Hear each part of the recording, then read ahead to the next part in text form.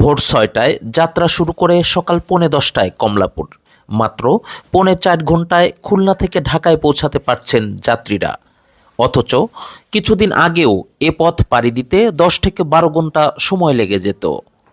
এখন নেই কোনো যানজট, নেই অতিরিক্ত সময় ব্যয়ের কোনো দুশ্চিন্তা। তাই তো পদ্মা সেতু হয়ে সরাসরি চলাচলকারী জাহানাবাদ এক্সপ্রেস ট্রেনটি দক্ষিণ পশ্চিমাঞ্চলের মানুষের মুখে ফুটিয়েছে চওড়া হাসি। যথাসময়ে আসছে, এর আগেও আসছি, টাইম টু টাইম ছিল, আজও ছিল। জার্নিটা খুব ভালো ছিল, আমরা খুব এক্সাইটেড। ট্রেনটা হয়ে অনেক সুবিধা হয়েছে। যেখানে ৮ ঘন্টা লাগতো, ১০ ঘন্টা লাগতো, সেখানে ৩.৫ ঘন্টায় পৌঁছে যাচ্ছে। এটা আমাদের জন্য খুব ভালো। অনেক কম সময় আসা যায়, এসে কেউ যদি অফিস থাকে, স্কুল থাকে, কলেজ থাকে, সে এসে সেটা করতে পারবে এই আর কি।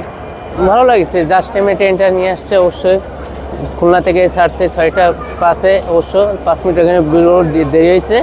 দেরি করে আপাতত এখন রাইট টাইমে পৌঁছাইছে। ট্রেনে জার্নি করে খুবই মজা পাইছি। খুলনা থেকে ঢাকার কমলাপুর রেলওয়ে স্টেশন মাত্র ৩ ঘন্টা ৪৫ মিনিটের journey.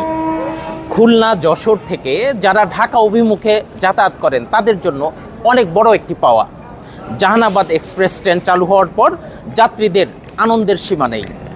Tahsin Nuri Khokon, TNK news, Kamalapur railway station, Dhaka.